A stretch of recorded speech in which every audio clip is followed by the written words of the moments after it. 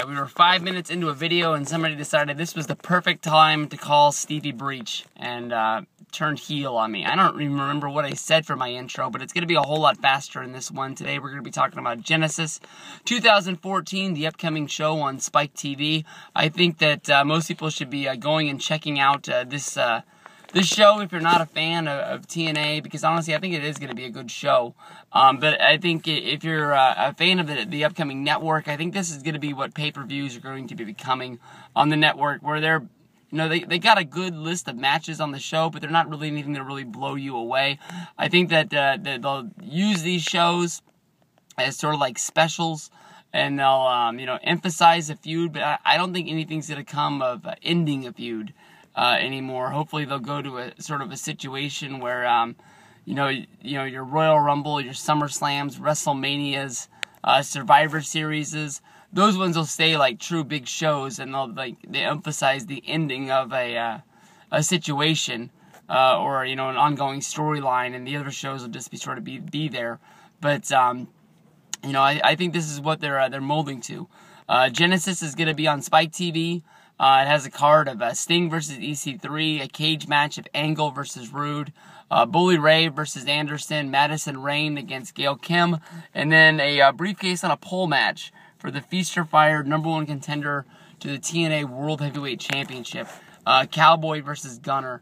Well, Cowboy James Storm. Him being my favorite wrestler in TNA, even though I think it is the match of least importance, I wanted to start with that one.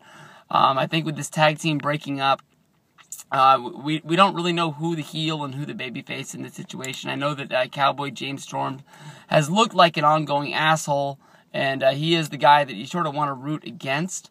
And Gunner is a new face, even though he has been around in the company for a few years now. He's finally getting his time to shine. But I think that at this show, he's going to you know, pledge his allegiance to the Dixieland and join on the Dixie train.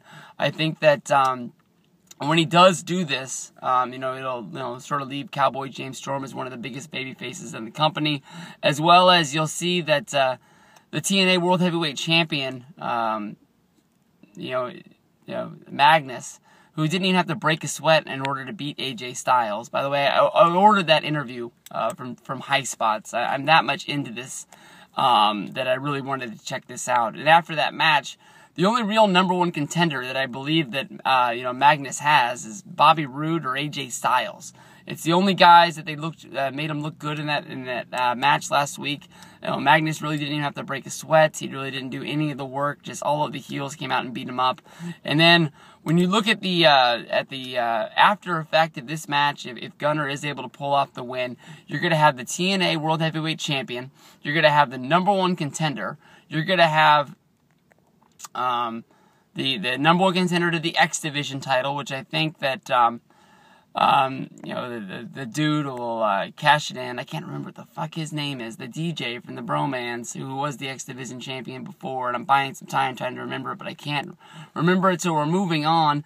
He'll have the tag champions, and he'll have EC3, who has the tag championship #1 contender. So in due time, they'll have all of the titles and all of the #1 contenders on their side, basically stacking it against it, saying that, like, the babyfaces, there's no reason for them to even show up, because what are they showing up for?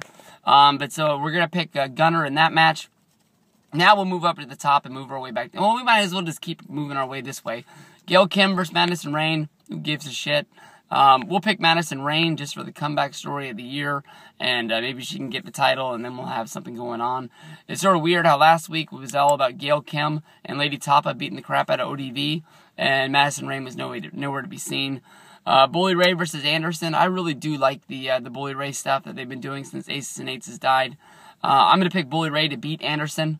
I don't think this is going to be the end, and I think this storyline is going to keep on continuing, because mainly there's nowhere for these guys to go. You know, I don't know. Bully's a heel. You know, he's not really with Dixie. He's not going to be taking on Magnus. Anderson, if he does win this match, I guess he can become a #1 contender, but I think it would be better to stick him in this storyline. In the cage match of Angle versus Rude, you have to pick Angle, right? I mean, the storyline is that if Angle loses this match, he will never be able to be inducted into the TNA Hall of Fame. I was there. I watched him be inducted into the Hall of Fame. I know his short speech was under 2 minutes, but he still gave it. He still said thank you. We still ate whatever the hell we ate, steak, salad. I remember. I was there. I had water. They didn't have any soda, just water. And I don't know. I think this whole storyline is pretty stupid. It is making Bobby Roode look like he has a big deal, which has been a little while since he lost the title back in 2012. They only have one belt. They never were able to get like the television title off the ground or anything like that. But good shit. I mean, from Bobby Roode, he's one of the guys that's there. I know Angle really likes to put guys over and put them in that spot to make TNA look good, but there is no way to move on, you know, if Angle doesn't win this match and doesn't get to, you know, say that he is the Hall of Famer and put his watch on. And that leads us to the only other TNA Hall of Famer, Sting versus EC3. Sting doing the job. EC3 is going to get the win here. It's easy that, you know, Dixie's going to make sure that her guy, you know, goes over. I don't really see him losing this match. And it is what it is. It's going to be a bad main event. Sting, you wrestled in a basketball gym last week. I think that was the worst part of the picture, was just seeing that basketball hoop sitting up against the ceiling. It reminded me of my high school gym back in the day. And I don't know. They ain't dead yet. But they keep running shows like that with 300 fans. It's only a matter of time. Sting, I know you make a good load of money. And I know you're not doing this for free. So it's not like you're going to Dixie Carter saying, you know, we didn't draw. And you don't have to pay me all my money. You're going to make sure you get your dime. So, I don't know. It would suck if he's the guy who sinks this ship, when he's the guy who's really trying to save it. But he just costs too much money. And, I don't know. Dumb. EC3's your winner. We're going to pick EC3, Angle, Bully Ray, Madison Rain, and Gunner. Peace out.